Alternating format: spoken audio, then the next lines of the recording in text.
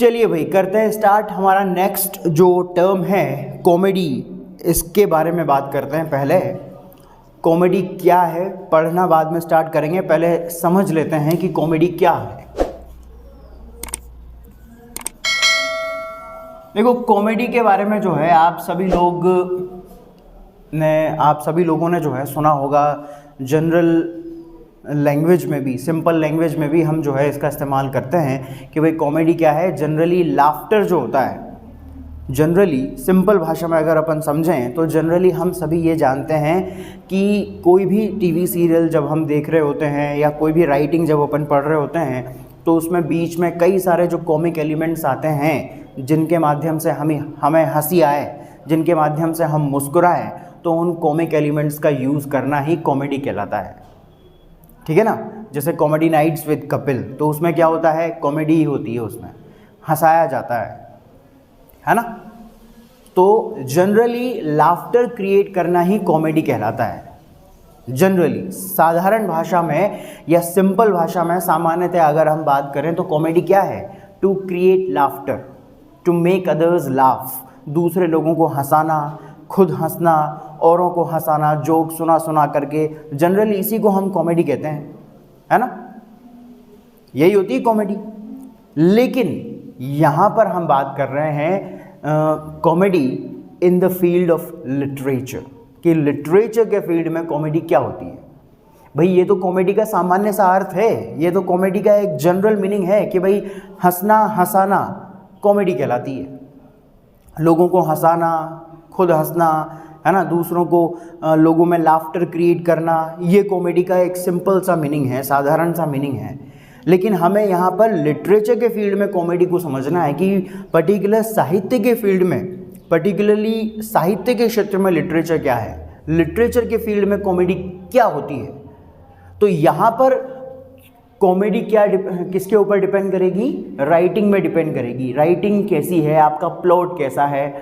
तो प्लॉट का जो एक सर्टेन स्ट्रक्चर होता है जो कि एक सर्टेन पॉइंट से शुरू होकर के एक सर्टेन पॉइंट तक पहुंचता है, तो आपकी कहानी का स्ट्रक्चर कैसा है उस पर बेस्ड होती है कॉमेडी। ठीक है ना। क्योंकि लिटरेचर में हम जोक तो सुनाएंगे नहीं भाई, लिटरेचर में हम कोई राइटिंग लिखेंगे तो उसमें कोई चुटकुला तो सुनाएंगे नहीं अपन। समझ रहे हो ना बात को। लिटरेचर का फील्ड अलग है क्योंकि कॉमेडी अलग चीज़ है। कॉमेडी हंसना हंसाना, चुटकुले सुनाना, ये कॉमेडी है। लेकिन लिटरेचर में जब आप कोई राइटिंग लिखोगे तो उसमें क्या चुटकुला सुनाओगे क्या, संता ने बंता से कहा, फिर बंता ने उससे कहा, ही। लिटरेचर में तो राइटिंग्स लिखी जाती है। अब राइटिंग्स में कोई चुटकुला थोड़ी लिखेंगे अपन, ठीक है ना। तो कॉमेडी का जनरल मीनिंग लाफ्टर क्रिएट करना तो होता है, लेकिन लिटरेचर के फील्ड में कॉमेडी एक अलग ही एस्पेक्ट लिए हुए होती है, और वो एस्पेक्ट क्या है वही अपने को समझना है।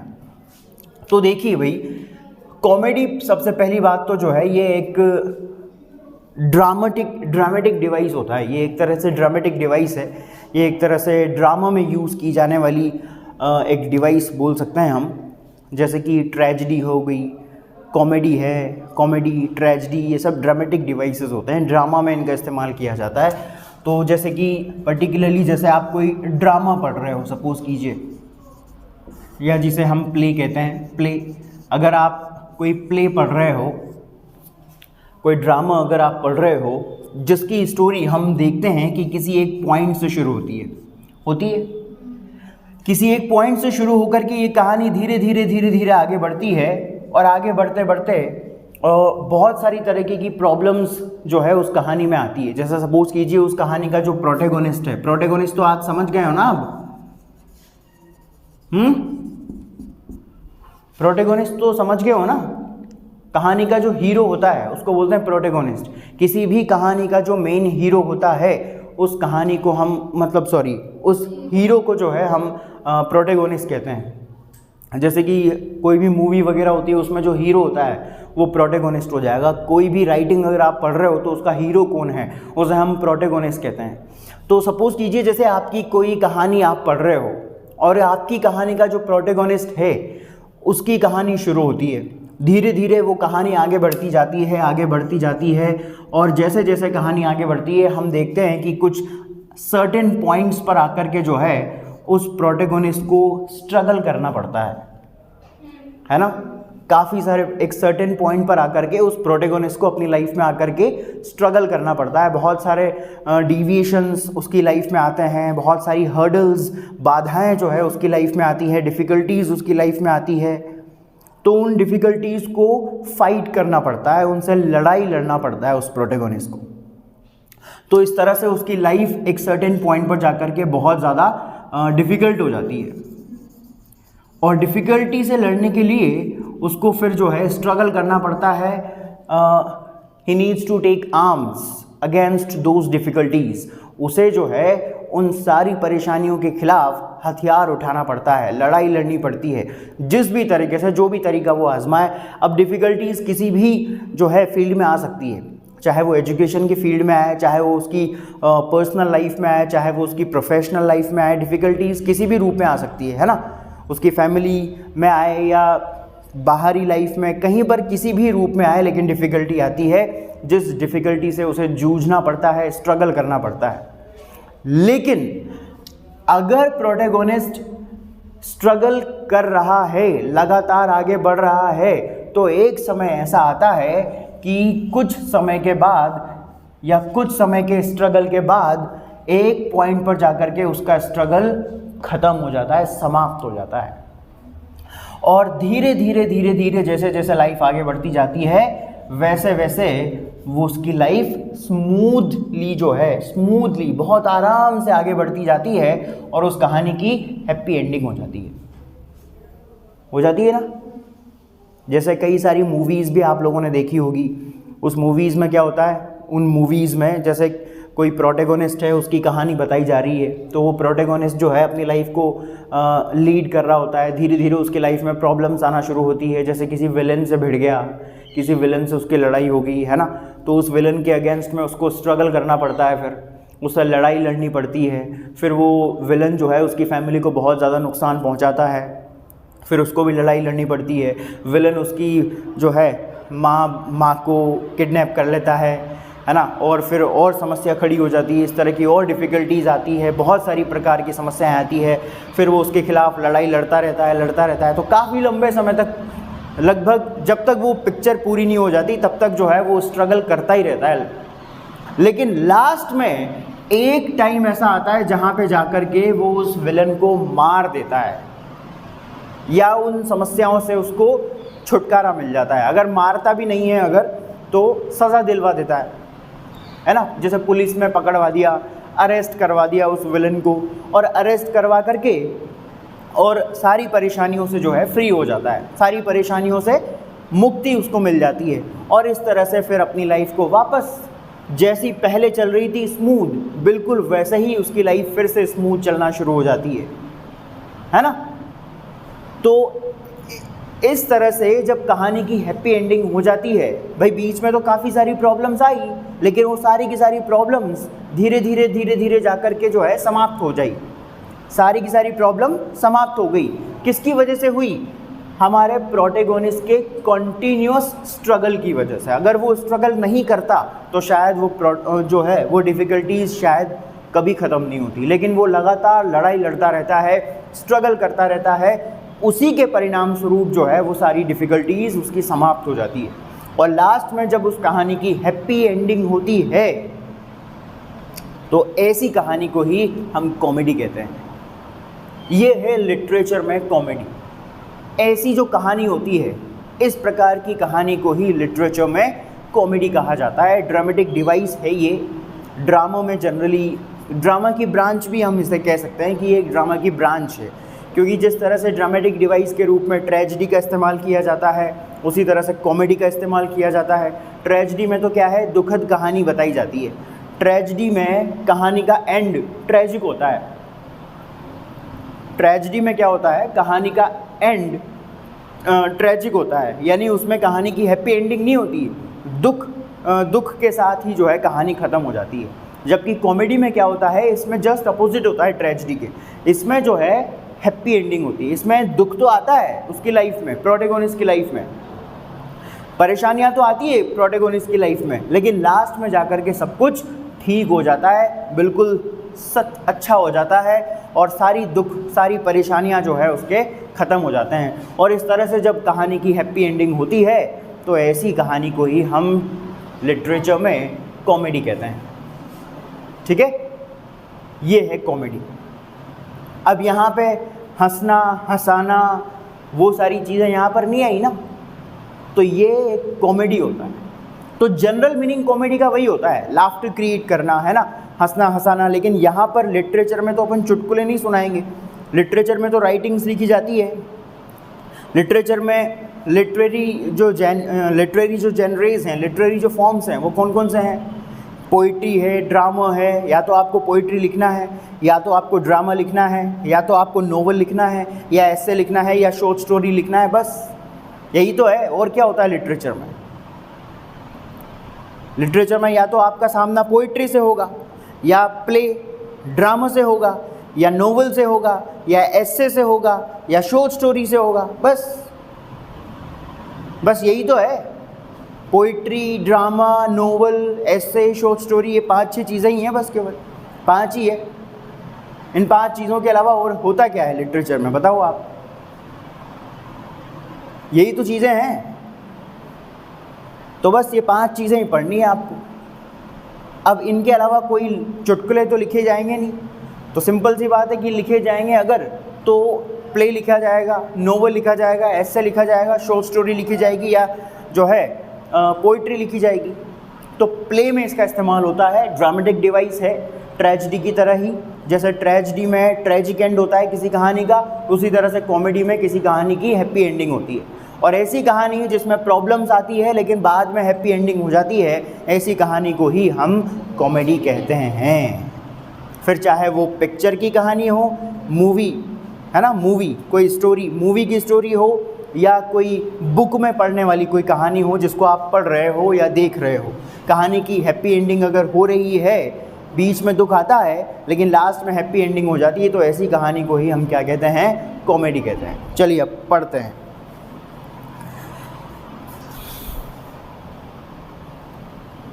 From the classical time, like tragedy, comedy is also a branch of drama which deals with everyday life and its humorous events. Classical time के समय से ही, क्लासिकल टाइम मतलब रोमन राइटिंग्स, जब रोमन राइटर्स और ग्रीक राइटिंग्स बहुत ज़्यादा famous हुआ करती थी, उस टाइम से जब रोमन राइटिंग्स और ग्रीक राइटिंग्स काफ़ी प्रचलित थी, उस समय से, क्योंकि उस टाइम पे इंग्लिश का जो है इतना ज़्यादा इम्पोर्टेंस नहीं था दोस्तों। बहुत ये 13th सेंचुरी या उससे भी पहले के टाइम की बात हम कह सकते हैं, 13th सेंचुरी या उससे भी पहले के टाइम पर। तो उस टाइम पे जो है अंग्रेज़ी इतनी ज़्यादा प्रचलित नहीं थी उस टाइम पर। तो उस टाइम पे जनरली यूरोपियन लैंग्वेजेस में ग्रीक लैंग्वेज और रोमन लैंग्वेज सबसे ज़्यादा पॉपुलर हुआ करती थी उस टाइम पर। या उसके बाद रीनेसेंस के टाइम से भी जो है, रीनेसेंस की वजह से भी ग्रीक राइटिंग्स और रोमन राइटिंग्स का काफ़ी प्रचलन बढ़ा। तो ये सारी चीज़ें इसके लिए ज़िम्मेदार थी, जब अंग्रेज़ी इतनी ज़्यादा प्रचलित नहीं थी। उस टाइम की बात है ये। तो उस टाइम पे रोमन राइटिंग्स और ग्रीक राइटिंग्स सबसे ज़्यादा पॉपुलर हुआ करती थी। तो इसीलिए रोमन राइटर्स और ग्रीक राइटर्स, इनकी राइटिंग्स का दबदबा था, एक तरह से हम ये कह सकते हैं। तो वो थे क्लासिकल टाइम, जैसे होमर का टाइम, वर्जिल का टाइम, क्योंकि ये क्लासिकल राइटर्स माने जाते हैं। होमर की राइटिंग, वर्जिल की राइटिंग, ये सारे ये क्लासिकल राइटर्स हैं, तो इनका टाइम क्लासिकल टाइम कहलाएगा। From the classical time, like tragedy, comedy is also a branch of drama. Classical time के समय से ही जिस प्रकार से ड्रामा की एक ब्रांच ट्रेजिडी होती है, ठीक उसी प्रकार से ड्रामा की एक ब्रांच कॉमेडी भी होती है, which deals with everyday life and its humorous events, जिसमें जनरली हमें रोज़ाना की जो हमारी दिनचर्या होती है, उन एवरीडे लाइफ से रिलेटेड बहुत सारी डिटेल्स या ह्यूमरस इवेंट्स की डिटेल्स, जो हास्यास्पद घटनाएं होती है, ह्यूमरस इवेंट्स, हास्यास्पद घटनाएं, जितनी भी जो हमारी दिन प्रतिदिन की दिनचर्या में रोज़ाना की जो एक्टिविटीज़ होती हैं या हमारी ह्यूमरस जो इवेंट्स होती है, जो हास्यास्पद घटनाएं होती है, उनका जिक्र इसमें किया जाता है कॉमेडी में। क्या पढ़ा हमने? क्लासिकल टाइम से ही जो है ट्रेजेडी की तरह ही कॉमेडी भी ड्रामा की एक ब्रांच रही है, जिसमें हमें जनरली किसकी डिटेल देखने को मिलती है, हमारी एवरीडे लाइफ की जो एक्टिविटीज़ होती हैं, एवरीडे लाइफ की एक्टिविटीज़ का जिक्र होता है, या फिर जो ह्यूमरस इवेंट्स होती हैं उनका जिक्र जो है अपने को कॉमेडी में जनरली देखने को मिलता है। A comedy is a play of manifold incidents which obstruct the intentions. एक कॉमेडी जो होती है ये कई सारी घटनाओं से घटनाओं से बना हुआ एक प्ले होता है, नाटक होता है। मैनीफोल्ड यानी कि कई गुना या कई सारी, मैनीफोल्ड कई गुना या कई सारी। एक कॉमेडी जो होता है ये इज़ अ प्ले, ये एक प्ले होता है ऑफ मैनीफोल्ड इंसिडेंट्स, जिसमें कई सारी घटनाएं घटित होती है। भाई देखो, ये मैंने बता दिया आपको, ये कहानी इस प्ले की यहाँ से शुरू हुई है और यहाँ पे ख़त्म हुई है। अब इस पूरी कहानी के दौरान बीच बीच में कई सारी घटनाएं घटित होती है, जैसे हीरो पैदा हुआ, ये भी एक घटना है, फिर वो जवान हुआ, ये भी एक घटना है, फिर उसके साथ जो है कोई दुर्घटना हो गई, ये भी एक घटना है, फिर उसने स्ट्रगल किया, ये भी एक घटना है, फिर उसको अपनी जिम्मेदारियों का एहसास हुआ, ये भी एक घटना है, फिर उसने लड़ाई लड़ने का डिसीजन लिया, ये भी एक घटना है, फिर उसने जो है लड़ाई लड़ना शुरू किया, ये भी एक घटना है, फिर उसका स्ट्रगल चला, फिर वो जीता, ये भी एक घटना है, और लास्ट में जो है सब कुछ सही हो गया, ये भी एक घटना है। तो कितनी सारी घटनाओं से मिलकर के एक पूरा का पूरा प्ले बना है। तो कॉमेडी क्या है? एक नाटक होता है, एक प्ले होता है, क्योंकि ड्रामेटिक डिवाइस है। अब ड्रामेटिक डिवाइस है तो ड्रामा लिखने में इसका इस्तेमाल किया जाएगा। ड्रामेटिक डिवाइस है तो ड्रामेटिक डिवाइस मतलब एक तरीका, डिवाइस मतलब एक साधन, एक तरीका जिसका इस्तेमाल करके किसी काम को किया जाए, ठीक है ना। तो ड्रामेटिक डिवाइस है तो इसका मतलब कॉमेडी का इस्तेमाल करके आप क्या लिख रहे हो? ड्रामा लिख रहे हो, प्ले लिख रहे हो। तो ये क्या है? एक प्रकार का प्ले होता है, एक प्रकार का नाटक होता है, जिसमें कई सारी घटनाओं का जिक्र किया जाता है, कई सारी घटनाओं से मिलकर के बनता है। और ये घटनाएं क्या करती है? विच ऑब्स्ट्रक्ट द इंटेंशंस, ये ऑब्स्ट्रक्ट करती है यानी कि बाधित करती है इंटेंशंस मतलब इरादों को। किसके इरादों को? हमारे प्रोटैगोनिस्ट के इरादों को। यानी कि इसमें कई सारी, जैसे जैसे हमारी कहानी आगे बढ़ती जाती है ना, वैसे वैसे कई सारी घटनाएं ऐसी घटित होती है जिससे हमारे प्रोटैगोनिस्ट के इरादे प्रभावित होते हैं।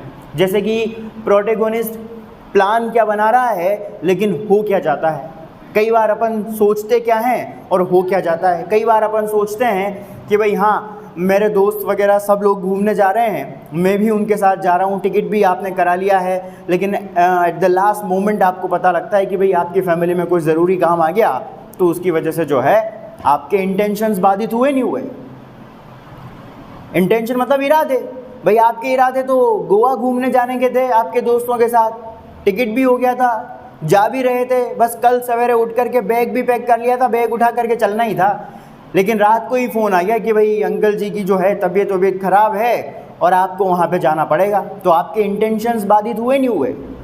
ठीक उसी तरह से जो है एक कॉमेडी एक ऐसा प्ले होता है जिसमें हमारा प्रोटैगोनिस्ट, अब प्ले है तो जाहिर सी बात है कहानी लिखी जाएगी और कहानी में कोई ना कोई प्रोटैगोनिस्ट तो होगा ही होगा। तो इस कॉमेडी में क्या होता है, जैसे जैसे कहानी आगे बढ़ती जाती है वैसे वैसे कई सारी घटनाएं इस प्रकार से घटित होती है जो हमारे प्रोटैगोनिस्ट के कार्यों को या उसके इरादों को बाधित करती है।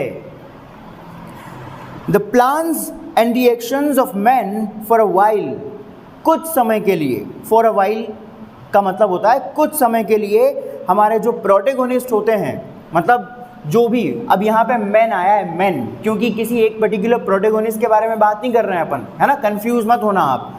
रहता वो प्रोटैगोनिस्ट ही है, लेकिन प्रोटैगोनिस्ट के अलावा और भी दूसरे जो लोग होते हैं भाई, इससे जुड़े हुए जितने भी प्रोटैगोनिस्ट या प्रोटैगोनिस्ट से जुड़े हुए जितने भी जो लोग रहेंगे, उनके इरादों को बाधित करती है, उनके कार्यों को बाधित करती है, उनके इंटेंशंस को। अब किस किस को बाधित करेगी? उसके इंटेंशंस को, द प्लान्स, उसकी योजनाओं को बाधित करती है। गोवा का प्लान धरा का धरा रह गया तो इरादे भी बाधित हो गए, योजना भी बाधित हो गई, एंड द एक्शंस, और उसके कार्यों को भी बाधित करती है of man for a while, कुछ समय के लिए।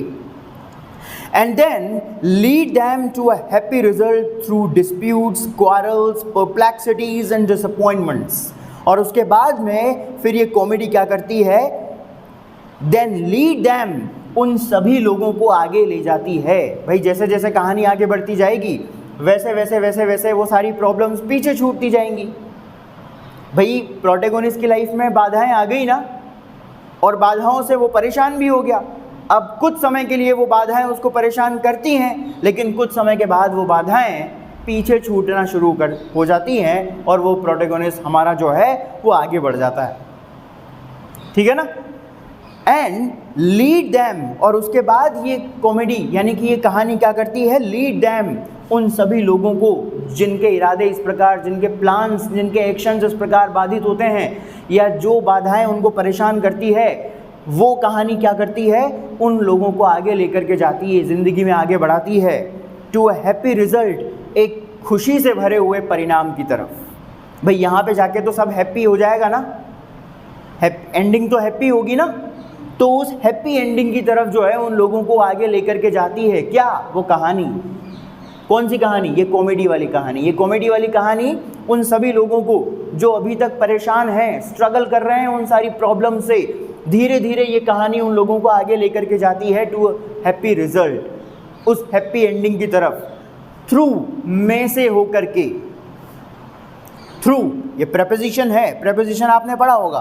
थ्रू, में से होकर के, किस में से होकर के, डिस्प्यूट्स, विवादों में से होकर के, यानी कि बीच बीच में ये जो स्ट्रगल पीरियड चलता है ना उसका, प्रोटैगोनिस्ट या दूसरे लोगों का जो ये स्ट्रगल पीरियड चलता है, इस स्ट्रगल पीरियड में जो बाधाएं उसकी ज़िंदगी में आई हुई होती हैं, जिन बाधाओं से वो टकरा रहा होता है, जिन बाधाओं से उसके कार्य प्रभावित हो रहे होते हैं, उन सभी प्रॉब्लम से वो स्ट्रगल करता है। अब उस प्रॉब्लम में क्या क्या चीज़ें हो सकती है, किन किन चीज़ों से होकर के गुजरना पड़ता है उसको, डिस्प्यूट्स, अनेक प्रकार के वाद विवादों से होकर के गुजरना पड़ता है, क्वारल्स, कई सारे झगड़ों से होकर के गुजरना पड़ता है, परप्लेक्सिटीज़, कई सारी परेशानियों से होकर के गुजरना पड़ता है, एंड डिसअपॉइंटमेंट्स, और कई सारी निराशाओं से होकर के उसको गुजरना पड़ता है। दोस्तों इतना परेशान होता है वो अपनी लाइफ में आने वाली इन प्रॉब्लम से।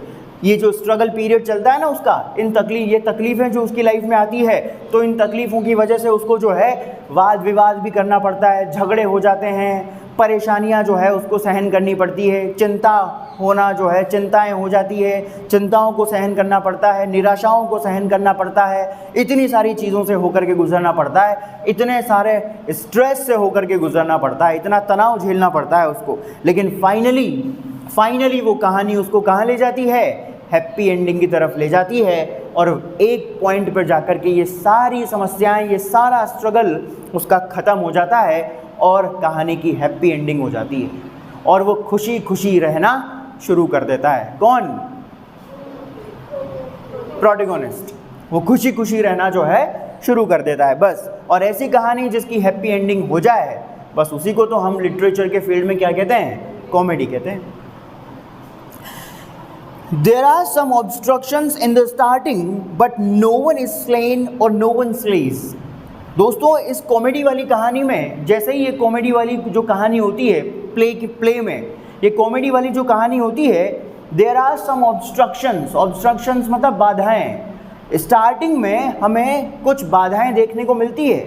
There are some obstructions in the starting, यानी जैसे ही हमारे प्रोटैगोनिस्ट की वो कहानी की शुरुआत होती है, जैसे ही ये कॉमेडी की शुरुआत होती है, तो स्टार्टिंग में एक सर्टेन पॉइंट पर जाकर के हमें कुछ बाधाएं देखने को मिलती है। हम देखते हैं कि उसकी लाइफ में, प्रोटैगोनिस्ट और उससे जुड़े हुए लोगों की लाइफ में कई सारी ऑब्स्ट्रक्शंस आती हैं, कई सारी बाधाएं आती है, but no one is slain और नो वन स्लेज, लेकिन कोई भी व्यक्ति मारा नहीं जाता है। स्लेन यानी कि मर जाना।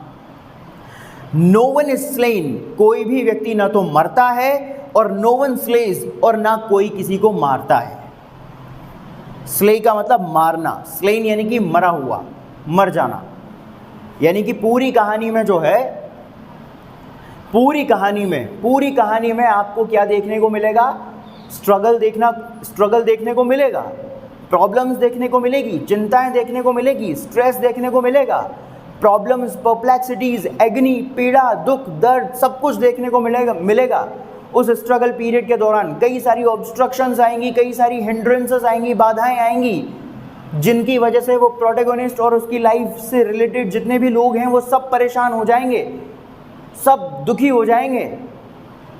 बट ना तो कोई मरेगा और ना कोई किसी को मारेगा। यानी कि उस पूरी कहानी में इस स्ट्रगल पीरियड के दौरान हो सकता है प्रोटैगनिस्ट या उसकी लाइफ के किसी मेंबर का किसी के साथ झगड़ा हो जाए, हो सकता है वाद विवाद हो जाए, मारा पीटी हो जाए, लेकिन ना तो कोई मरता है और ना कोई किसी को मारता है। मतलब पिटाई हो सकती है लेकिन किल करना है ना, जान से मारना, ना तो कोई जान से मरता है और ना कोई जान से मारता है, कि कोई किसी की जान नहीं लेगा, मतलब है ना तो ये लोग लेंगे ना वो ओपोनेंट लेगा, कोई जान से नहीं मारेगा किसी को भी।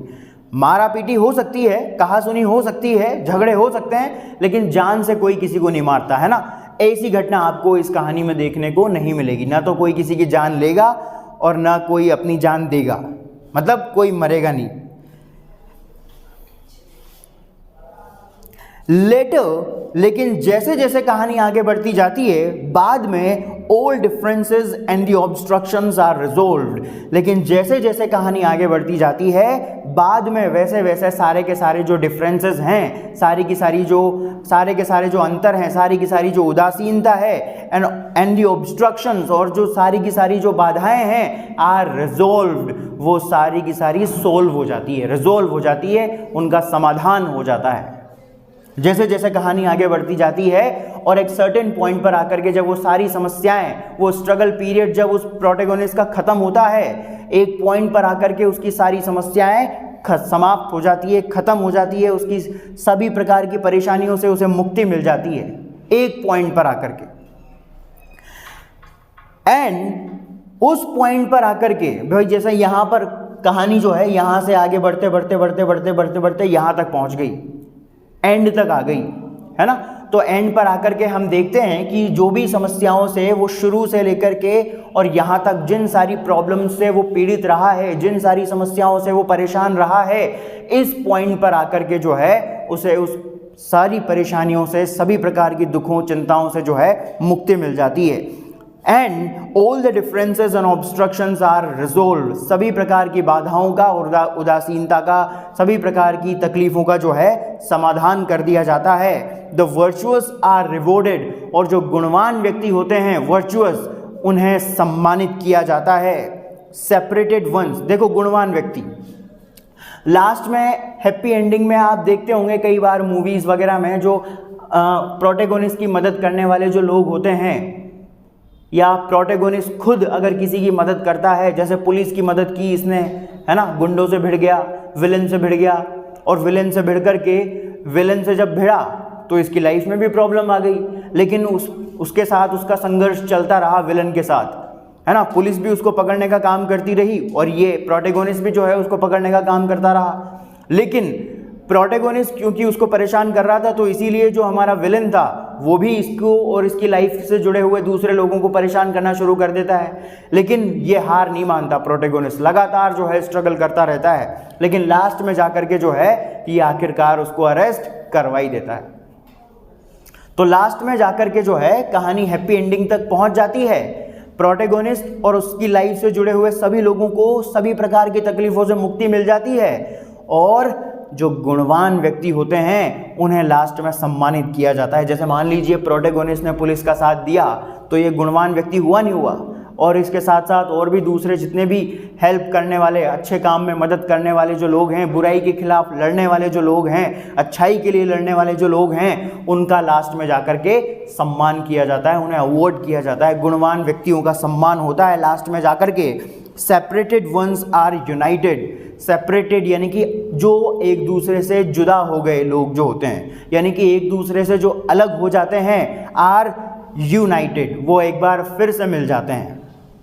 जैसे मान लीजिए ये हमारा जो विलन था, ये प्रोटैगनिस्ट के पीछे इतना ज़्यादा पड़ गया, इतना ज़्यादा इसको परेशान करने लग गया कि इसने इसकी मदर को जो है किडनैप कर लिया, या इसकी गर्लफ्रेंड को किडनैप कर लिया। सपोज कीजिए, होता है ना कई बार उससे बदला लेने के लिए वो उसकी गर्लफ्रेंड को जो है किडनैप कर लेता है कि तेरी गर्लफ्रेंड मेरे कब्जे में है, हिम्मत है तो बचा के ले जा, है ना। फिर वो आता है, एक लात मारता है और 4 गाड़ियाँ जो है हवा में उड़ जाती है, ठीक है ना। तो लास्ट के टाइम पे क्या होता है, वर्चुअस जो लोग होते हैं, जो गुणवान लोग होते हैं, उनका सम्मान होता है। और लास्ट के टाइम पे हीरो जब वहाँ पहुँचता है तो विलन की बढ़िया पिटाई करता है, बढ़िया पिटाई करके पुलिस के हवाले कर देता है और अपनी गर्लफ्रेंड को छुड़ा लेता है। तो सेपरेटेड वंस यूनाइट हुए नहीं हुए,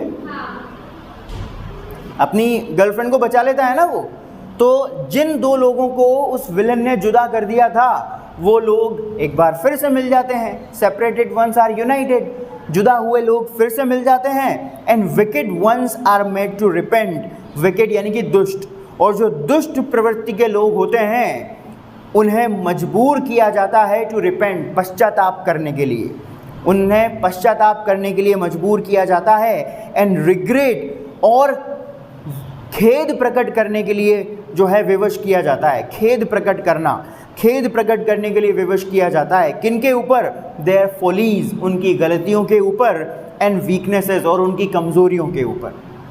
यानी कि उनको जो है फिर अरेस्ट करवा देता है हमारा प्रोटेगोनिस्ट। अब अरेस्ट करवा देता है तो जेल में जाएंगे, जेल में जाएंगे तो पश्चाताप करना पड़ेगा, और जेल में जाएंगे तो पश्चाताप होगा, रिपेंट करना पड़ेगा उनको, है ना। काम करवाएंगे वहाँ पे, पट्टे पड़ेंगे वहाँ पे बढ़िया, लट पड़ेंगे वहाँ पे बढ़िया, सुबह शाम जो है सुताई होगी वहाँ पे बढ़िया आराम से, झकाझक सरसों के तेल की मालिश करके। और उसके बाद में जब ये सुताई होती है सुबह शाम जब पुलिस वाले मालिश करते हैं बढ़िया अच्छी तरह से, तो फिर उस व्यक्ति को खेद प्रकट होता है। वो खेद करता है फिर, अरे काहे को ऐसा काम कर दिया रे मैंने, इससे अच्छा तो आराम से घर पे बैठ के पाव भाजी खा रहा होता मैं अभी, है ना। काहे को उसके चक्कर में पड़ गया, काहे को उसकी गर्लफ्रेंड को किडनैप कर लिया, उसको नहीं करता अगर तो ऐसा नहीं होता, है ना। तो इस तरह से जो है लास्ट में जाकर के वो जेल में चक्की पीसता है, फिर उसको पश्चाताप हो रहा होता है, खेद प्रकट कर रहा होता है वो अपनी गलतियों के ऊपर कि कितनी बड़ी गलती हो गई मुझसे। एंड दस, और इस प्रकार से everyone is happy at the end of the play. और इसके बाद जैसे ही इस कहानी ये मोड़ पर आती है, जब हमारी कहानी इस मोड़ पे पहुंच जाती है ना, तो उस प्ले की यानी उस कहानी का जो है हैप्पी एंडिंग हो जाती है, उस खुशी खुशी वो कहानी एंड हो जाती है। तो हैप्पी एंडिंग हो गई ना, बिछड़े हुए मिल गए, गुणवान लोग जो अच्छा काम करते हैं उन्हें सम्मानित कर दिया, है ना, दुष्ट लोगों को अरेस्ट करवा दिया, दुष्ट लोगों को पश्चाताप करने के लिए मजबूर कर दिया। बस यही तो होता है कॉमेडी में। सेपरेटेड वंस मिल जाते हैं, रीयूनाइट हो जाते हैं, दुष्ट लोगों को अरेस्ट करवा दिया जाता है, रिपेंट करवाया जाता है, और जो वर्चुअस लोग होते हैं उन्हें अवॉर्ड किया जाता है, उनका सम्मान किया जाता है। बस इस तरह से कहानी की हैप्पी एंडिंग हो जाती है। इसे ही हम कॉमेडी कहते हैं, यही है कॉमेडी।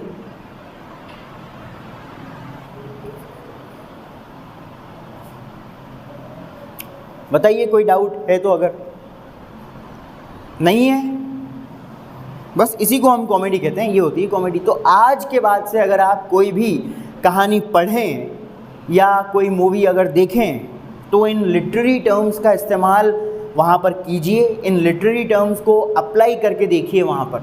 अरे यार ये तो अलिट्रेशन का एग्जाम्पल है जो सर ने पढ़ाया था, यहाँ पे तो रिपीटिशन हो रही है कॉन्सोनेंट साउंड की, अरे ये तो असोनेंस है, अरे ये तो हाइपरबोली है, अरे ये तो रिदम है, अरे ये तो फॉलिंग रिदम है, अरे ये तो राइजिंग रिदम है, अरे ये तो जो है फलां रिदम है, ये तो वो है, ये तो लिरिक है, ये तो ऑड है, ये तो हीरोइक कपलेट है, ये तो सोनेट का एग्जाम्पल है, ये तो आयम्बिक पेंटामीटर आ गया यहाँ पे, ये तो ब्लैंक वर्स आ गया यहाँ पे। तो इन सारी चीज़ों को अप्लाई कीजिए आप अपने आसपास, जो भी आप देखो उन सारी चीज़ों के ऊपर अप्लाई करके देखिए इनको। कोई भी मूवी अगर आप अब देखोगे अगर, तो उसकी कहानी अगर हैप्पी एंडिंग, उस कहानी की अगर हैप्पी एंडिंग होती है तो आप भी मन में जो है याद कीजिए और अपने छोटे भाई बहनों को भी बताइए कि भाई ये कॉमेडी पिक्चर है ये, कि भाई कैसे, इसमें तो छोटे भाई बहन कहेंगे इसमें तो कोई हंसी मजाक हो ही नहीं रहा। अरे बेटा हंसी मजाक वो कॉमिक एलिमेंट्स होते हैं, वो कॉमेडी का हिस्सा होते हैं, है ना। तो कॉमेडी क्या होती है, एक कहानी होती है जिसमें प्रोटैगनिस्ट की लाइफ, ये समझ ही गए हो आप, तो उनको भी समझाइए कि भाई इसमें जो है जिस कहानी की हैप्पी एंडिंग हो जाती है काफ़ी सारे दुखों के बाद, तो लिटरेचर में, साहित्य के क्षेत्र में उस कहानी को कॉमेडी कहा जाता है। चलिए आगे देखते हैं अब। The dramatic characters very astutely try to detect their problems and misadventures. जो ड्रामेटिक कैरेक्टर्स होते हैं वो बड़ी ही अस्ट्यूटली यानी बड़ी ही क्लेवरली, बड़ी ही चालाकी से जो है उनकी समस्याओं को डिटेक्ट, देखने या पहचानने की कोशिश करते हैं, या फिर उनके मिस एडवेंचर्स को, जो गलतियां उनसे हुई, जो समस्याएं उनके जीवन में आई, उनको देखने या पहचानने की कोशिश करते हैं कि आखिर गलती उनसे हुई कहाँ। भाई ये लाइन का मीनिंग क्या है देखिए। जैसे कि सपोज़ कीजिए कोई कहानी की शुरुआत जो है, हम किसी कहानी को देख रहे हैं या किसी कहानी को पढ़ रहे हैं सपोज़ कीजिए, तो वो कहानी जो है यहाँ से शुरू होती है इस पॉइंट से, और इस पॉइंट पर आकर के जो है ख़त्म हो जाती है। लेकिन ख़त्म होने से पहले पूरी की पूरी कहानी में बहुत सारी घटनाएं घटित होती है, एक के बाद एक। पहले ये हो गया, फिर ये हो गया, फिर ये हो गया, फिर ये हो गया, फिर ये हो गया। तो बहुत सारी घटनाओं से बनकर ही जो है वो प्लॉट बनता है। प्लॉट यानी कि उस कहानी का स्ट्रक्चर बनता है। क्या? हाँ, वो तो खैर अलग चीज़ होती है, वहाँ पे वो प्लॉट में चले गए आप। प्लॉट अलग चीज़ है, वो सेकेंड ईयर में पढ़ने को मिलेगा आपने को। देखिए अब यहाँ पे क्या होता है कि एक सर्टेन पॉइंट पर जाने के बाद जो है उस प्रोटैगनिस्ट की लाइफ में या उसकी लाइफ से रिलेटेड जितने भी लोग होते हैं उनकी लाइफ में प्रॉब्लम्स आना शुरू होती है, और ये प्रॉब्लम्स बिल्कुल एंड तक चलती है, बिल्कुल एंड तक। और यहाँ पे जाकर के तो हैप्पी एंडिंग होती ही होती है। तो ये प्रॉब्लम्स जब तक उनकी लाइफ में चलती है ना, जैसे इस पीरियड तक, जैसे यहाँ से यहाँ तक का जो ये पीरियड है, इस पीरियड तक उनकी लाइफ काफ़ी प्रॉब्लमेटिक रही, काफ़ी वोफुल रही, काफ़ी दुखों से भरी हुई रही। तो ऐसे सारे लोग जिनकी ज़िंदगी में ये तकलीफ़ें चलती रहती है, ये प्रॉब्लम्स चलती रहती है, ऐसी कंडीशन में ये सारे के सारे जो कैरेक्टर्स होते हैं, ड्रामेटिक कैरेक्टर्स जिनको हमने कहा है, ड्रामेटिक कैरेक्टर्स मतलब उस ड्रामा में इस्तेमाल किए जाने वाले कैरेक्टर्स, उस ड्रामा में जो भी कैरेक्टर्स हैं, वो सारे के सारे नाटकीय जो चरित्र हैं, उस नाटक के जो कैरेक्टर्स हैं जिनके साथ वो प्रॉब्लम्स घटित हो रही है, वो सारे के सारे लोग अपनी प्रॉब्लम्स को डिटेक्ट करने की कोशिश करते हैं, अपने मिस एडवेंचर्स को डिटेक्ट करने की कोशिश करते हैं बड़े चालाकी से। यानी कि जिस प्रॉब्लम की वजह से उनकी लाइफ में इतनी समस्याएं आई, जिस गलती की वजह से आखिर उन्होंने ऐसा क्या कर दिया कि उनके साथ जो है जीवन में इतना सब कुछ घटित हो रहा है, उसका कारण पता करने की कोशिश करते हैं वो। डिटेक्ट यानी कि ढूंढना, देखना, पहचानना, भाई क्या मिस एडवेंचर हो गया, हमसे क्या गलती हो गई और उसका सल्यूशन क्या हो सकता है, कहाँ पर उनसे मिस्टेक हो गई जिसकी वजह से ये प्रॉब्लम उनको जो है फेस करनी पड़ रही है। तो उसको ढूंढने, उसका पता लगाने की कोशिश करते हैं वो सारे के सारे ड्रामेटिक कैरेक्टर्स। जैसे हमारी लाइफ में भी कोई प्रॉब्लम आती है तो हम भी उसका सॉल्यूशन नहीं ढूंढते क्या, कि भाई आखिर हुआ क्या है। सबसे पहले अपन उसके ऊपर विचार करते हैं कि भाई ये हुआ है, फिर उसके बाद में हम उसका सॉल्यूशन ढूंढते हैं। अरे सीधी सी बात है, इसका सॉल्यूशन बता, सॉल्यूशन क्या है, कि भैया जा कर के उससे सॉरी बोल दे, बस जा कर के उससे सॉरी बोल दो, ख़त्म सारी प्रॉब्लम। अगर आप परेशान होते रहोगे तो वो परेशानी आपको और परेशान करती रहेगी। तो बेटर है कि सॉल्यूशन ओरिएंटेड बनिए और सॉल्यूशन ढूंढने की कोशिश कीजिए। जितना जल्दी हो सके उतना जल्दी उस प्रॉब्लम से बाहर निकलने की कोशिश कीजिए। और वही काम ये लोग करते हैं, अपनी प्रॉब्लम्स को डिटेक्ट करने की कोशिश करते हैं। They ponder over their old hurdles and ultimately solve their old difficulties. और फाइनली वो क्या करते हैं, वो सारे के सारे ड्रामेटिक कैरेक्टर्स पॉन्डर मीन्स चिंतन करना, वो सारे के सारे लोग अपनी सारी हर्डल्स यानी कि बाधाओं के ऊपर चिंतन करते हैं एंड अल्टीमेटली और अंतिम रूप से अपनी सारी डिफ़िकल्टीज़ को सॉल्व कर लेते हैं बाय अप्लाइंग। क्या अप्लाई करके, लागू करके या इस्तेमाल करके, किसका इस्तेमाल करके, their good sense and intelligence, अपना गुड सेंस, अपनी समझदारी और अपनी बुद्धिमत्ता का इस्तेमाल करके अपनी सारी समस्याओं से छुटकारा पा लेते हैं। भाई सही बात है ना। देखो यहाँ पे जो है हमारे हीरो के साथ, हमारे प्रोटैगनिस्ट के साथ जो है एक ट्रेजेडी हो गई। जैसे कि हमारा हीरो जो था वो मोटरसाइकिल पे जा रहा था बेचारा, और रास्ते में जो है कोई बूढ़े अंकल जी जो है सड़क पार कर रहे थे, तो उनको कोई टक्कर मार गया। अब टक्कर मारना जैसे ही मारने लगा तो वो भी गिर गया और अंकल जी भी गिर गए। तो अब अंकल जी गिर गए तो अंकल जी को तो उठा करके साइड में उसने बिठा दिया, लेकिन जिसने टक्कर मारी वो भाई लोग की गैंग का आदमी था, है ना, डॉन टाइप के जो लोग होते हैं ना, जो, तो उसको उसने जो है 4-5 घुम्मे मार दिए कि भाई ढंग से देख के चलाया कर, ये है वो है, बड़े हैं तुझसे उम्र में, सॉरी बोल। तो उस टाइम तो उसने बोल दिया, लेकिन अगले दिन वो जो है अपनी गैंग लेकर के आया और गैंग ला करके जो है हीरो को बहुत मारा पीटा उसने, और हीरो को सबक सिखाने का चेतावनी देकर के, वार्निंग देकर के वो चला गया। उसके बाद वो उसको जो है डराने लग गया, उसकी फैमिली पे अटैक करने लग गया। तो एक दुश्मनी होगी ना, मतलब कुल मिला करके। और मूवी वगैरह में भी यही देखते हैं अपन, जनरली ऐसा ही होता है, या तो है ना कोई किसी की समाज सेवा करने की वजह से किसी का दुश्मन बन जाता है, या फिर किसी लड़की की वजह से किसी का दुश्मन बन जाता है, फिर वही वाला सिस्टम चलता है, हीरो विलन, उन दोनों के बीच की दुश्मनी चलती है ना। वो कहता है नहीं वो मेरी है, नहीं वो मेरी है, नहीं वो मेरी है, नहीं वो मेरी है, ये वाली सिस्टम चलती है। फिर वो उसकी मदर को किडनैप कर लेगा, उसके घर वालों को किडनैप कर लेगा, घर वालों पे अटैक करना शुरू कर देगा बदला लेने के लिए, और इस तरह से उनके बीच की दुश्मनी चलती रहती है। तो हीरो फिर क्या करता है, हीरो या उससे जुड़े हुए जितने भी जो लोग होते हैं वो अपने गुड सेंस का इस्तेमाल करके, अपनी इंटेलिजेंस का इस्तेमाल करके अपनी उन डिफ़िकल्टीज से फ्री होने की कोशिश करते हैं। भाई उन सारी समस्याएं किसी भी रूप में आए, समस्या है ना, समस्या चाहे इस रूप में हो या किसी भी दूसरे तरीके से हो, लेकिन उन सारी प्रॉब्लम्स को, उन सारी डिफ़िकल्टीज़ को अपनी अच्छी समझदारी का इस्तेमाल करके और अपनी बुद्धिमत्ता का इस्तेमाल करके वो उनको सॉल्व करने की कोशिश करते हैं कि उनका सल्यूशन क्या है। और लास्ट में फिर हम देखते हैं कि किसी न किसी तरीके से या किसी न किसी चालाकी से वो उस विलन को अरेस्ट भी करवा देता है, हीरो करवा देता है ना। लास्ट में पुलिस उसको पकड़ लेती है, और फिर हमने यही तो पढ़ा था कल, जब हैप्पी एंडिंग होती है तो बिछड़े हुए लोग मिल जाते हैं और हैप्पी एंडिंग हो जाती है, जो दुखी लोग थे वो खुश हो जाते हैं, और जो विकेट, जो दुष्ट लोग होते हैं, जो दूसरों को दंड देने का काम करते हैं या पनिश करने का काम करते हैं, उनको जो है अरेस्ट कर लिया जाता है, पनिशमेंट उनको मिलती है फिर।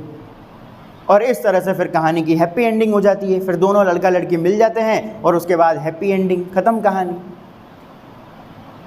यही देखते हैं ना हम, मूवी वगैरह में भी ऐसा ही होता है। तो ऐसी कहानी जिसकी हैप्पी एंडिंग हो जाए वो कॉमेडी है।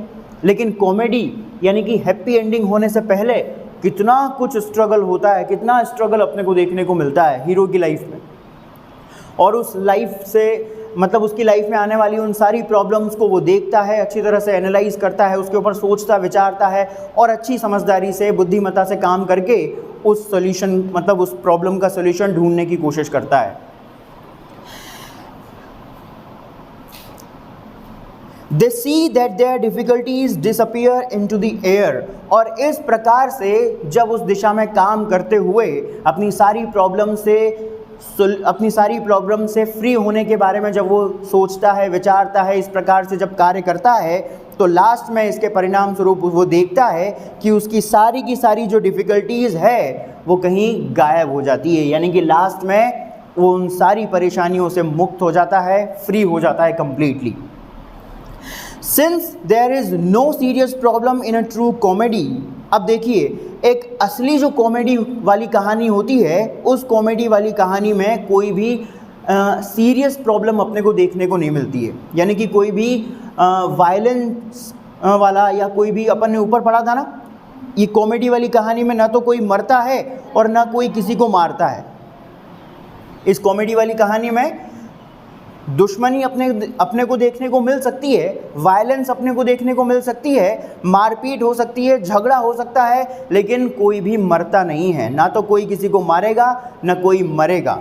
तो एक ट्रू कॉमेडी वाली कहानी वही होती है जिसमें सीरियस प्रॉब्लम अपने को बिल्कुल भी देखने को नहीं मिलती है। सीरियस प्रॉब्लम मतलब किलिंग्स, है ना, कोई मरेगा नहीं मतलब।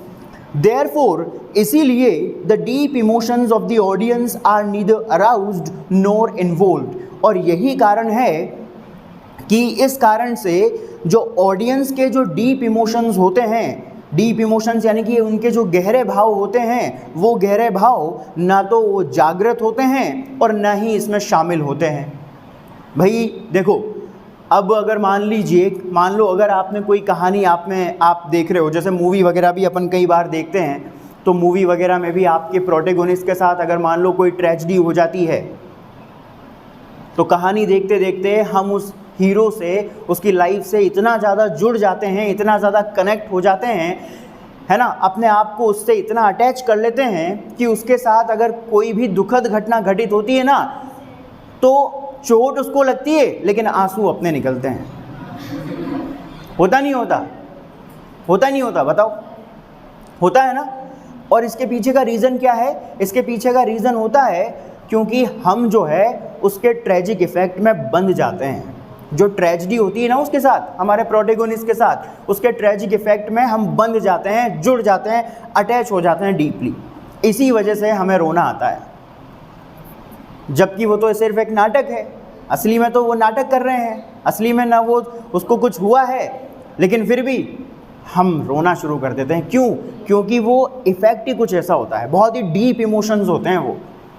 लेकिन यहाँ पर कॉमेडी में इस प्रकार के डीप इमोशंस का इस्तेमाल नहीं होता है। क्यों? क्योंकि कोई सीरियस एक्शन हो ही नहीं रहा है, कोई मर ही नहीं रहा है, किसी के साथ कोई ट्रेजेडी हो नहीं रही है ना। तो इसीलिए ये बात ध्यान रखिएगा, एक ट्रू कॉमेडी वाली जो स्टोरी होती है उसमें कोई भी सीरियस एक्शन अपने को देखने को नहीं मिलता है, और सीरियस एक्शन अगर नहीं आएगा तो ऑडियंस के डीप इमोशंस अराउज नहीं होंगे।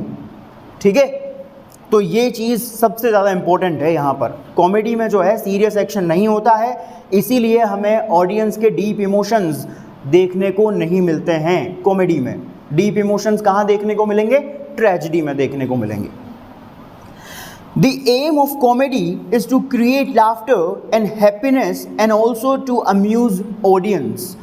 कॉमेडी का जो लक्ष्य होता है, यानी कि जिस पर्पस के साथ कॉमेडी वाली कहानी को लिखा जाता है, उसका पर्पस ये होता है टू क्रिएट लाफ्टर, कि ऑडियंस को हंसाया जाए, उनके अंदर हैप्पीनेस को क्रिएट किया जाए, and also to amuse them, और साथ ही साथ उनका मनोरंजन किया जाए। अम्यूज़ यानी कि एंटरटेन करना।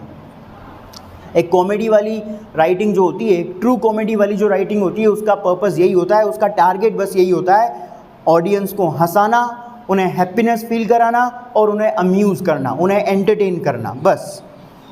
Men's follies and fables are put to criticism in a good humorous way, और एक कॉमेडी वाली कहानी में इस्तेमाल किया जाता है।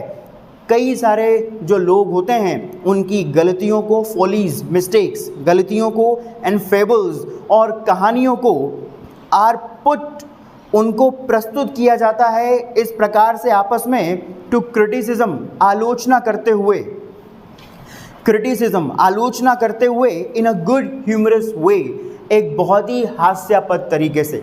यानी कि एक सच्ची कॉमेडी वाली, एक असली कॉमेडी वाली कहानी में एक व्यक्ति किस प्रकार से अपनी लाइफ में गलतियां करता है, और गलतियां करके किस प्रकार से कहानी उस कहानी में, जैसे जैसे कहानी आगे बढ़ती जाती है वैसे वैसे किस प्रकार से कई बार उससे कोई गलती हो जाती है, और किस प्रकार से ये सारी चीज़ें जब आगे बढ़ती जाती है तो क्या क्या उसकी वजह से क्या क्या परिणाम होते हैं, क्या क्या उसको फेस करना पड़ता है उस एक गलती की वजह से, उसकी लाइफ में कितने चेंजेस आ जाते हैं उस एक गलती की वजह से। इन सारी चीज़ों को पेश किया जाता है, प्रेजेंट किया जाता है कॉमेडी में एक बहुत ही ह्यूमरस तरीके से, बड़े ही हास्यास्पद तरीके से। तो अब देखो, अपने को पता नहीं होता कि उसकी वजह से जो है, मान लो अगर अंकल की जान आपने बचा ली, जिन अंकल का एक्सीडेंट हो गया था, आपको थोड़ी पता था कि यार भाई लोग आपके पीछे पड़ जाएंगे। आपने तो समाज सेवा की, आपने तो जो है उनकी जान बचाई, एक अच्छा काम किया, नेक काम किया, और उल्टा जो है, लेकिन गलती क्या कर दी आपने? 4-5 गुम्मे मार दिए उसके, समझाने के बजाय। चुपचाप अंकल की जान बचा करके और साइड में निकल जाते ना, तो दुश्मनी नहीं होती, ये सारा का सारा स्ट्रगल नहीं होता। लेकिन गलती बस कहाँ कर दी आपने? बस उसके साथ पिटाई कर दी आप, और अगले दिन वो अपनी गैंग लेकर के आपके परिवार के पीछे पड़ गया। बस फिर दोनों के बीच में स्ट्रगल शुरू हो गया। और स्ट्रगल शुरू होते ही वो सारी की सारी समस्या। तो एक व्यक्ति के द्वारा की जाने वाली गलतियों को कुछ इस प्रकार से पेश किया जाता है आलोचनात्मक ढंग से, जिससे कि ह्यूमर क्रिएट हो, है ना। ह्यूमरस वे में आलोचना करते हुए उस चीज़ की, उसकी गलती की इस प्रकार से पेश किया जाता है कॉमेडी में, इस कहानी में। Comedy mirrors human follies and wisdom. देखिए बहुत बढ़िया लाइन है, और क्या लिखा है, कॉमेडी जो है हमें रिफ्लेक्ट करके बताती है क्या, ह्यूमन फॉलीज, मनुष्य की गलतियों को और उसकी बुद्धिमत्ता को। भाई देखो, कई बार अपन जब कहानी देखते हैं तो उस कहानी से हमें सीख भी लेना चाहिए। जो भी मूवी वगैरह हम देखते हैं उन मूवियों से हमें मैसेज भी ग्रहण करना चाहिए। अगर आप पिक्चर देख रहे हो और उससे कुछ सीख नहीं रहे हो तो बेकार है, फिर क्या देखना है, फिर टाइम पास कर रहे हो फिर तो आप। तो जो भी मूवी आप देखो उससे सीखिए भी सही, कहाँ आखिर उस हीरो ने कहाँ पर गलती की, और जो गलती उसने की वो गलती कहीं आपसे नहीं हो जाए, कहीं आपके साथ ऐसा नहीं हो जाए। अगर आपके साथ भी अगर ऐसा हो जाए तो चुपचाप अंकल को बचा करके साइड में रख लेना, ज़्यादा किसी के साथ मारा पीटी मत करना, क्योंकि क्या पता अगर हीरो के साथ ऐसा हो गया तो क्या पता आपके साथ भी ऐसा हो जाए, ठीक है ना। तो कॉमेडी क्या करती है, मिरर करके हमें बताती है मनुष्य की गलतियों के बारे में और उसकी बुद्धिमत्ता के बारे में। हालांकि फिर बाद में वो हीरो बहुत बुद्धिमत्ता के साथ काम भी करता है और अपनी उन प्रॉब्लम्स को डिफीट भी करता है ना। तो ये चीज़ें हमें सीखनी चाहिए जो भी कहानी हम पढ़ रहे हैं उनके माध्यम से। Comedy is in no way less effective than tragedy. तो इस तरह से हम कह सकते हैं दोस्तों कि जितनी प्रभावशाली ट्रेजिडी होती है उतनी ही प्रभावशाली जो है कॉमेडी भी होती है, यानी कॉमेडी भी किसी भी प्रकार से प्रभाव के मामले में ट्रेजिडी से कम नहीं है, ठीक है ना। जितनी प्रभावशाली ट्रेजिडी है उतनी ही इफेक्टिव कॉमेडी भी है। तो ये होता है कॉमेडी लिटरेरी टर्म, क्लियर। अब आते हैं हम टाइप्स ऑफ कॉमेडी के बारे में कि कॉमेडी के कौन कौन से टाइप्स होते हैं, कितने टाइप्स की कॉमेडी होती है। देखिए भाई, सबसे पहले आता है पहला टाइप कॉमेडी का, नंबर 1 रोमांटिक कॉमेडी। और रोमांटिक कॉमेडी एलिजाबेथन राइटर्स की सबसे पसंदीदा रोमांटिक कॉमेडी राइटिंग हुआ करती थी। जैसे कि विलियम शेक्सपियर के जो प्लेज हैं वो मोस्टली रोमांटिक कॉमेडीज़ ही हैं सारे के सारे। तो क्या होती है रोमांटिक कॉमेडी, देखिए। Romantic comedy was developed by Shakespeare and some of his Elizabethan contemporaries. ये बात ध्यान रखिएगा, रोमांटिक कॉमेडी को डेवलप करने का श्रेय जाता है विलियम शेक्सपियर और उनके एलिजाबेथन एज के जो समकालीन राइटर थे, कंटेम्प्रेरी मतलब समकालीन, उनके समकालीन जो राइटर थे उन लोगों के द्वारा जो है रोमांटिक कॉमेडी को डेवलप किया गया था। इसका मतलब ये है कि मोस्टली जो रोमांटिक कॉमेडीज़ हैं वो शेक्सपियर के टाइम पर लिखी गई थी। शेक्सपियर ने और उनके समकालीन जितने भी जो राइटर्स थे उन्होंने एलिजाबेथन पीरियड के दौरान जो है बहुत सारी रोमांटिक कॉमेडीज़ लिखी। अब होता क्या है इसमें, in it there is a love affair. इस प्रकार की कहानी में, अब देखो कॉमेडी से तो आपको समझ में आ ही गया होगा कि कॉमेडी क्या होती है, एक ऐसी कहानी जिसकी बीच में काफ़ी प्रॉब्लम्स आए, लास्ट में हैप्पी एंडिंग हो जाए, वो कॉमेडी है। अब रोमांटिक कॉमेडी क्या है इसको समझिए। इस प्रकार की कहानी में there is a love affair, हमें जो है एक लव अफेयर देखने को मिलता है। लव अफेयर यानी कि एक लड़का और एक लड़की की प्रेम प्रसंग, उनकी लव स्टोरी जो है देखने को मिलती है। दैट इन्वॉल्व्स, जिसमें शामिल होती है अ ब्यूटीफुल हीरोइन, एक बहुत ही सुंदर सी हीरोइन उसमें होती है ना। अब ये मत पूछना कि सुंदर होना ज़रूरी है क्या। अब शेक्सपियर ने जितने प्लेज लिखे हैं उनमें तो सुंदर ही रहती है। अब ज़रूरी नहीं है कि वो, हाँ बट हाँ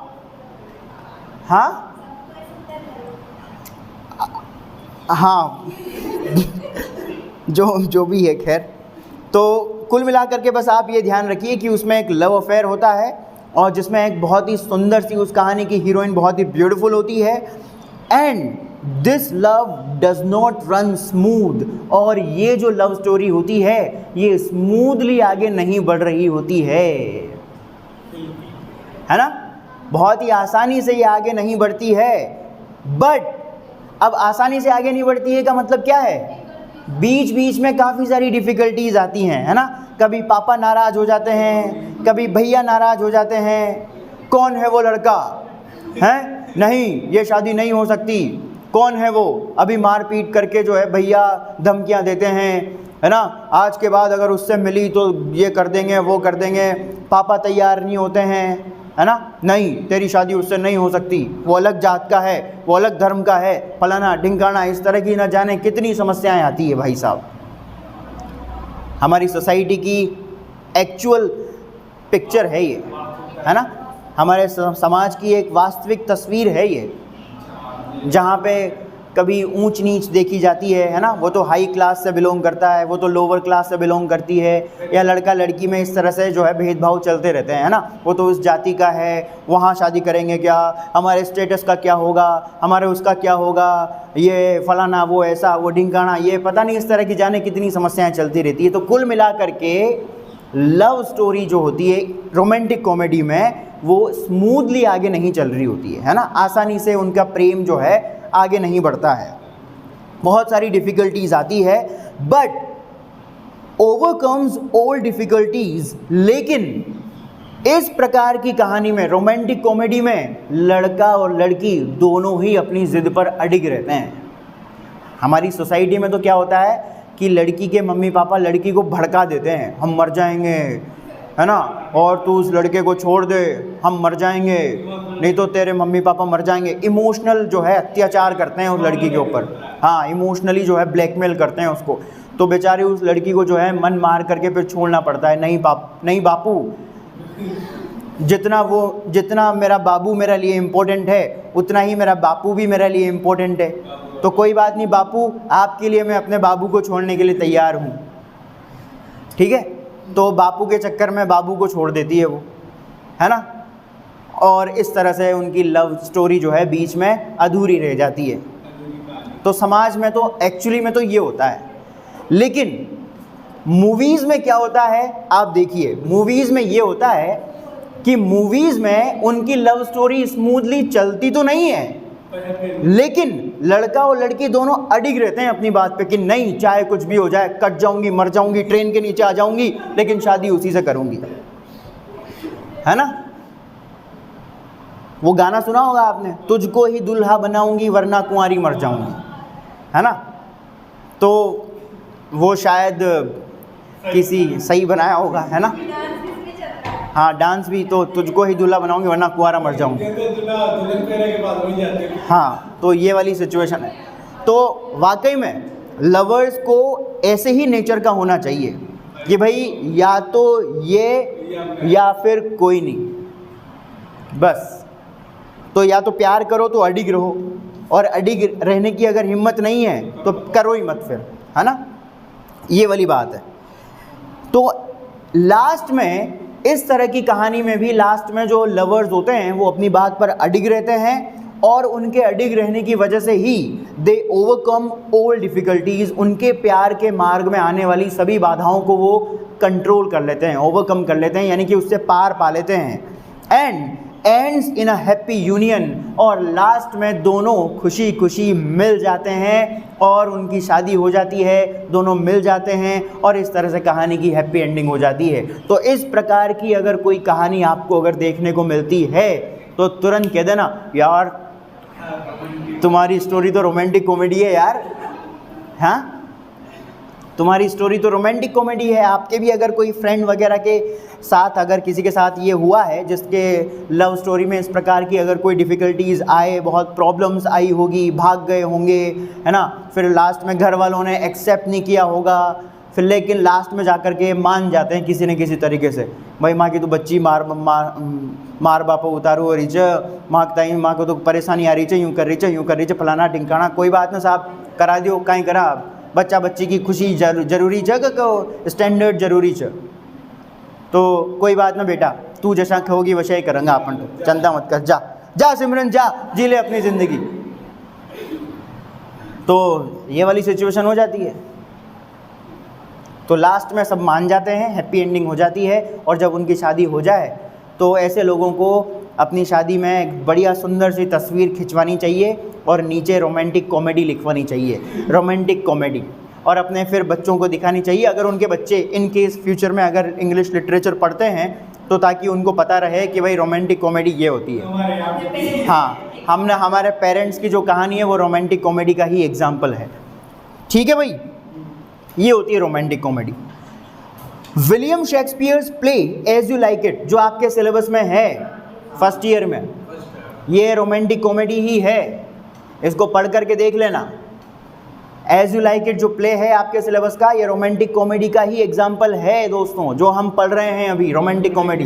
बिल्कुल इस साल जो आप प्ले पढ़ने जा रहे हो, इसमें आप देखना एक बहुत ही सुंदर सी आपकी हीरोइन है उसमें, जिसके साथ उसकी लव स्टोरी आगे चलती है, लेकिन बहुत सारी प्रॉब्लम्स आती है, लेकिन लास्ट में सब अच्छा हो जाता है, दोनों मिल जाते हैं। तो as you like it, a midsummer night's dream, the merchant of Venice etcetera are the examples of romantic comedy. ये सारे के सारे जो शेक्सपियर के प्लेज हैं ये रोमांटिक कॉमेडी के एग्जाम्पल्स हैं दोस्तों। ठीक है, तो ये होती है रोमांटिक कॉमेडी। अब आइए सेकेंड नंबर पर सटायरिक कॉमेडी। सटायरिक कॉमेडी क्या होती है, देखिए, Satiric comedy attacks the disorders of society by ridiculing the violators of its morals and manners. Satiric comedy इसमें क्या होता है, एक राइटर अटैक करता है, आक्रमण करता है। आक्रमण करने से मतलब है आलोचना करता है, क्योंकि सटायर का मतलब क्या होता है, व्यंग्य करना। सटायर का मतलब क्या होता है, व्यंग्य, बुराई करना नहीं, व्यंग्य करना। और व्यंग्य जब किया जाता है तो व्यंग्य में क्या होता है कि आलोचना की जाती है किसी की, और बड़े ही प्यारे तरीके से। आलोचना तो की जाती है लेकिन बड़े ही प्यारे तरीके से, इस तरीके से कि सांप भी मर जाए और लाठी भी ना टूटे, उसको बोलते हैं व्यंग्य करना। तो व्यंग्य भी बड़े तरीके से किया जाता है ना। जैसे वो मोहल्ले में जो शाम के समय बहुत सारी महिलाएं इकट्ठी हो जाती है और जो वो पटलाएँ करती है ना, वहाँ की लाठी तो वशां, वहाँ की लाठी तो वशां, वो तो घूम तो न ले, वो तो वशां करच, है ना, घर पर सूट फरच, यूँ करच वो करच, तो वो उसको तो बोलते हैं अपन बुराई, आलोचना। वो व्यंग्य नहीं है, वो है आलोचना। वो तो ऐसी है, वो तो वैसी है। व्यंग्य क्या होता है कि प्यारे तरीके से किया जाता है कि किसी को बुरा भी नहीं लगे और काम भी हो जाए अपना, वो होता है सटायर, वो उसको बोलते हैं अपन व्यंग्य। तो सटायरिक कॉमेडी में क्या होता है, एक राइटर डायरेक्ट अटैक करता है, यानी कि आलोचना करता है द डिसऑर्डर्स ऑफ सोसाइटी, हमारे समाज की जो अव्यवस्था है उस अव्यवस्था के ऊपर। और कैसे करता है, बाय रिडिक्यूलिंग, मजाक बना करके, द वायलेटर्स, वायलेटर्स मतलब उल्लंघन करने वाले, of its morals and manners, समाज के जो नैतिक कर्तव्य हैं हमारे, या समाज के जो तौर तरीके हैं, इनका उल्लंघन करने वाले जितने भी लोग होते हैं उनका मजाक बना करके उनकी आलोचना करता है, और इस प्रकार से ऐसे लोगों के ऊपर तंज कसता है, यानी व्यंग्य करता है। और इस प्रकार की जब मजाक करते हुए जब कोई कहानी लिखी जाती है, जब कोई राइटिंग लिखी जाती है जिसमें ये सब कुछ आपको देखने को मिलता है, सटायर देखने को मिलता है, व्यंग्य देखने को मिलता है, किसी भी चीज़ के ऊपर किया गया हो, भले वो चाहे वो किसी भी चीज़ के ऊपर किया गया हो, अगर कोई राइटर किसी कहानी में किसी चीज़ के ऊपर या किसी परेशानी से दुखी होकर के, परेशान होकर के अगर सटायर अगर उसके ऊपर करता है, व्यंग्य अगर उसके ऊपर करता है, और किस तरह से रिडिक्यूल करना, मजाकिया ढंग से, है ना, आलोचना नहीं होगी, वो उसको आलोचना नहीं कहेंगे, हम व्यंग्य कहेंगे। हंसी मजाक में जब वो उसको क्रिटिसाइज़ करता है तो ऐसी कहानी को या ऐसी राइटिंग को हम सटायरिक कॉमेडी कहते हैं। फॉर एग्जाम्पल, जैसे कि बेन जॉनसन की एक राइटिंग है वोल्पोन एंड द एल्केमिस्ट, ये जो है सटायरिक कॉमेडी के एग्जाम्पल्स हैं। अब देखो, समाज की अव्यवस्था के ऊपर तंज होता है इसमें। अब समाज की अव्यवस्था कुछ भी हो सकती है, जैसे कि मान लीजिए बाल विवाह हो गया, या बाल श्रम हो गया, या बच्चों के साथ जो दुरुपयोग किया जाता है, बालकों के साथ जो बुरा बर्ताव किया जाता है बच्चों के साथ, कन्या भ्रूण हत्या हो गया। तो समाज की कोई भी अव्यवस्था हो गई, किसी भी प्रकार की अव्यवस्था के ऊपर अगर वो तंज कसता है, अब तंज किसके ऊपर कसेगा? जो ऐसा करने वाले लोग हैं उनके ऊपर, जो इनको सपोर्ट करते हैं। जैसे कि बाल विवाह बैन कर रखा है, लेकिन फिर भी लोग जो बाल विवाह करा रहे हैं, तो हो सकता है उनके ऊपर वो कोई कहानी लिख करके उनके ऊपर व्यंग्य कर दे, है ना, रिडिक्यूल करे, मोकिंग स्टाइल में, ह्यूमरस तरीके से। तो इस प्रकार की जो राइटिंग होती है जिसमें समाज के किसी डिसऑर्डर के ऊपर बहुत ही ह्यूमरस तरीके से, मजाकिया ढंग से व्यंग्य किया जाता है, तो ऐसी कहानी को हम या ऐसी राइटिंग को हम सटायरिक कॉमेडी कहते हैं। क्लियर है? ठीक।